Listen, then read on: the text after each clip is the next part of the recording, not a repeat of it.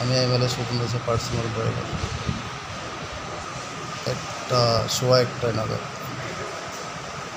Direct আমার রাজনগর থেকে বিলোনিয়া উদয়পুর হসপিটালে, টেপানিয়া হসপিটালে। আপনার নাম কি? আমার নাম বাবলুশ্বর।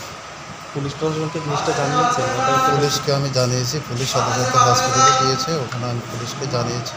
কোন থানা? ইয়ারবাড়ি থানা, রাজনগর।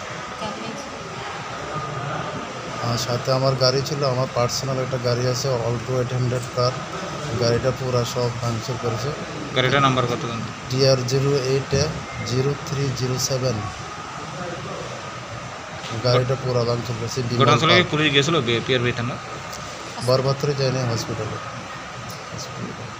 আমি বাড়িতে আইসি আজকে, আমার বরবাতরি বাড়িতে, এখানে দোকানে একটু বইছিলাম, আমার একটু জায়গার বিষয় নিয়ে একটু কথা বলছিলাম। এর ফাঁকে দুজন বিজিবির, বিমল পাল সিন্ডিকেটের ডিএমএসের কেরানি বিমল পাল, আরেকজন হলো বাসুদেব দাস বরপাতরি কাছারিতে বাড়ি, আরেকজন পঞ্চায়েত সদস্য জীবন সরকার। এই তিনজনে মিলে আমাকে মারধর করে, ছুরি দিয়ে আঘাত করে, আমার মাথার মধ্যে 6 শিলে লাগছে। হাত দিয়ে আমি ফিরেছি, আমার হাতের মধ্যে 4-5টা ঘাড়ি লাগছে।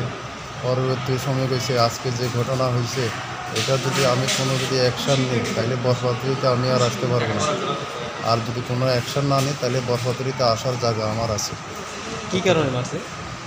কী কারণে? কিছুদিন আগে রাজনগরে জামাল হয়েছিল, বিজিবি তারা আক্রমণ করেছিল এমএলএ সুদন দাসের উপর আক্রমণ। এমএলএ সুদন দাসকে মাথা ফাটিয়ে দিয়েছে। সেই জন্য বলছে নাকি আমি রাজনগরে লাঠি ধরছি, বিজিবি তারা আক্রমণ করেছে, তার জন্য আমাকে আজকে মেরেছে।